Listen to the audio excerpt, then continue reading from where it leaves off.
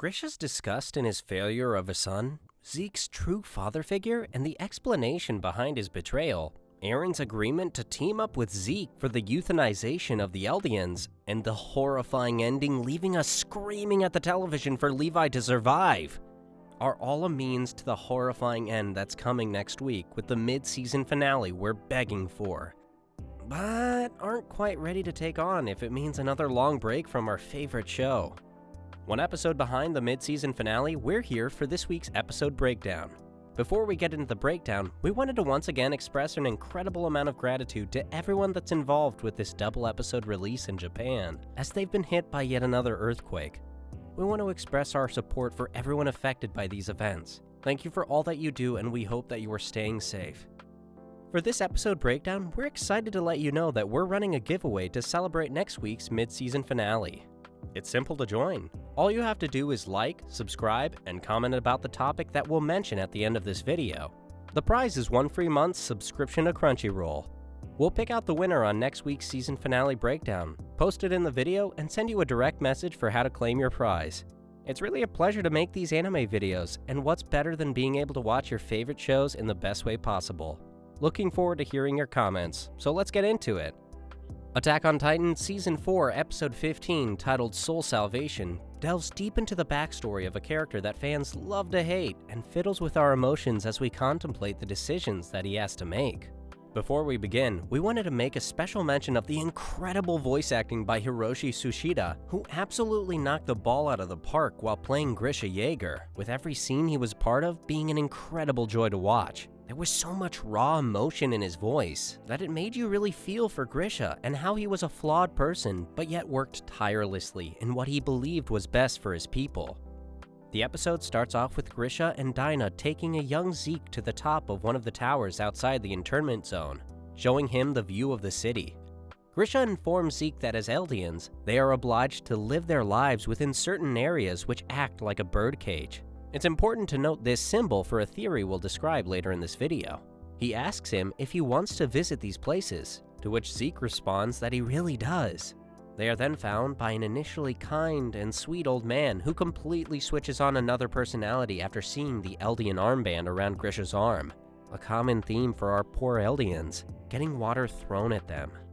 They leave the tower and are then bombarded with hateful comments by the Marlians, yelling profanities as they walk soaked through the streets. We then see Theo Magath standing with the same man we saw earlier in Season 3, Episode 20, when Zeke reported his parents, and it's revealed that he is the current host of the Beast Titan, Tom Casaver.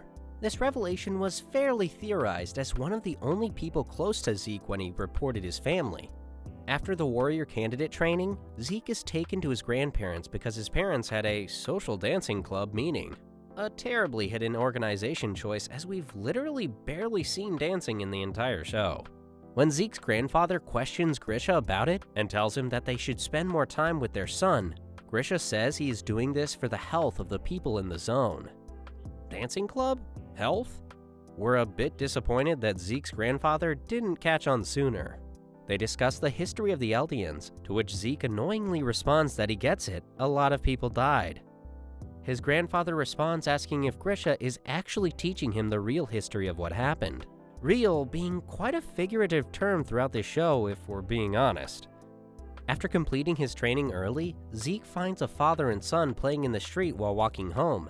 He rushes to see Grisha, hoping to do the same with his father, but instead makes him research more about their history, as I'm sure some of you have experienced when you thought you had a day off of school. After a usual horrible training session, Zeke finally meets Tom Casaver, coincidentally, and starts playing catch with him. Tom is revealed as the Beast Titan, and explains that he wasn't viewed as a weapon of the battlefield, unlike Zeke's Titan powers, which were cultivated through his baseball training with Tom. That night, Zeke overhears a scheme devised by Grisha and learns that he is to become a part of it when he will become a holder of one of the Marlian Titans. He returns to the training area, but continues to lag behind the others, Armin and Reiner style. Zeke notices his parents there watching, but is shown with a painful expression as they leave abruptly, seeing him struggle to keep up. We learn about Grisha and Dinah's frustration regarding Zeke's ability in the warrior trials, but more importantly, we learn more about the backstory of Tom, who reveals that he only became the Beast Titan because he wanted to learn more about Titans themselves. An unfortunate situation, as we can see the massive parallels between him and Hanji. It would have been an incredible experience to have them both work together, uncovering the secrets of the Titans. Nevertheless, Zeke warns his parents to stop their work in the dancing club as he overhears police investigating some secret revolution movement. We finally get to see the explanation behind Zeke's decision to report his own parents. Mr. Tom told him that the only way to save himself and his grandparents was to report his mom and dad, that it would prove his loyalty to the Marleyans and potentially give him the opportunity to become a warrior. Seeing Zeke's flashbacks to his childhood really put into perspective just how different his upbringing was to our main character, Aaron's. And it's pretty rough. After every evil or shady thing Zeke has done, seeing Grisha give him the cold shoulder or scream at him as a young boy really tugged on the heartstrings. The look of disgust that Grisha gave Zeke at the kitchen table, along with never once asking what he wanted. We found ourselves sympathizing and understanding just why Zeke was able to report his own family. But with Aaron, Grisha seemed to learn from the mistakes he made as a father. While Zeke spent his childhood having Eldian history drilled into his head and being forced to train as a future warrior candidate, Aaron lived a seemingly uneventful life up until that day. He was able to be a child. While Zeke's mother participated in his indoctrination, Aaron's memories of his mother show her as the embodiment of warmth. While Aaron's mom only wanted his safety, consistently advocating against him joining the Survey Corps, Zeke's mom pushed him to pursue warrior candidacy against his will. The moment where we see Zeke covering his ears while Grisha screams at him was hard to watch, but it was drawn in stark contrast to Aaron's happy memories of home and his childhood. An interesting contrast, as Aaron still grew up with the burning fire behind his actions and an intense motivation to win in all situations. It makes us wonder, though they have the same blood, are Zeke and Aaron really that similar? Could this difference in upbringing play a part in what happens next? Is their partnership real, or just a means to a different end for Aaron? Moving back to the story, after a few years and a heavy glow-up from our boy Zeke, Tom explains more about the Titans and tells Zeke about how his wife slayed their son and took her own life after finding out about his true Eldian identity. This horrifying scenario was the reason behind Tom trying to find his own son in Zeke all this time. We spot a very interesting frame during this scene, as while everyone was busy watching a broken Tom Casaver standing on top of his dead family, there were 3 dolls in a toy cart beside his wife's dead body. It might be a little out there, but it definitely looks like Zeke and Aaron with a girl outside the cart, which looks like Historia. On the right side, you can also see a little train, possibly referring to the train being built on the island. And one more thing, there's a stuffed animal seen from Tom's side, which is a ram. We haven't seen a ram throughout the show, but it might be Tom's Beast Titan form. We can only speculate since it hasn't been revealed in the show, but maybe some flashback might prove our theory in the future. Zeke promises Tom that he will acquire the Founding Titan one day, and will use its powers to end this agony of the Eldians by making sure the subjects of Ymir won't be able to reproduce anymore. We learn another very important detail. To achieve this goal, Zeke must not be the Founding Titan himself, but rather touch someone who is the host of the Founding Titan to activate the power. There is no confirmation about how Tom learned about this fact, which may prove to be an issue in the future, as face value statements don't necessarily equal truth in this show. We then see Tom's smiling face as Zeke inherits his Titan powers, beautifully ending the father-son-like relationship. The reunion of the brothers was finally shown on screen. With a tear in his eye, Zeke happily rejoiced at Aaron's agreement to undergo the plan to euthanize the Eldians, but as we've clearly seen in the past, Aaron isn't one to let another's beliefs or ideas guide him in his decisions. It almost feels like this is a plot for whatever larger plan that Aaron has been brewing. The episode ends with Levi taking Zeke away to feed him to a Titan, the identity of which isn't stated, as we see Zeke completely self-destruct, sending Captain Levi flying. We have 2 huge theories for where this scene could go. First, because the entire episode focused on Zeke's character, it's not looking like a good omen for him. Zeke actually dying now would be a crazy plot twist. Throughout the whole season, it's been made abundantly clear how important it is that Titan shifters are eaten before they die. If not, their power could be passed on to another Eldian at random. We have a feeling that if Zeke does die, Isayama will tie it back to Historia's pregnancy.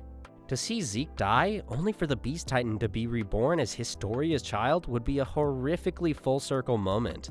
After the amount of work done to take the Titan shifters away from the royal family, and after Historia denied the opportunity to become a Titan shifter herself, it would just be painfully ironic to see her child become one by accident.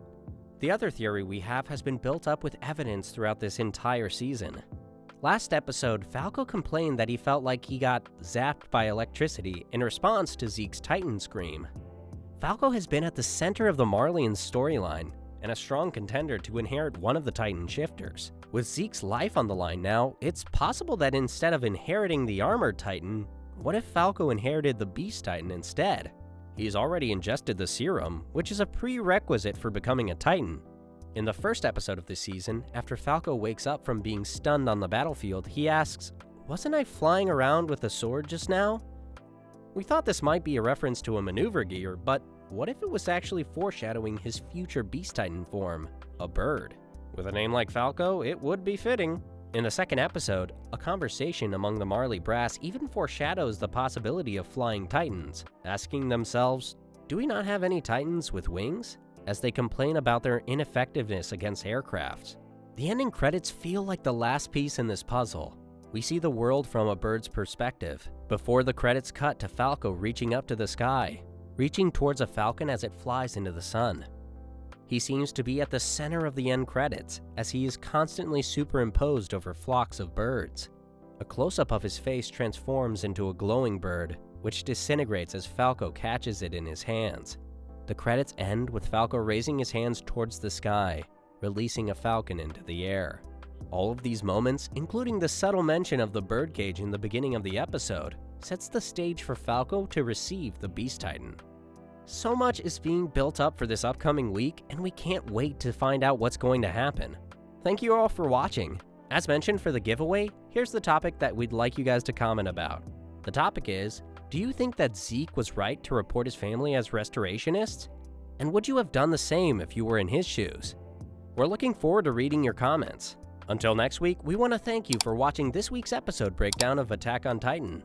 We hope you enjoyed, and we'll be back next week for the mid-season finale, and this Wednesday for ReZero's season finale. Feel free to check out our Attack on Titan and ReZero playlists for past episodes. Thanks for watching.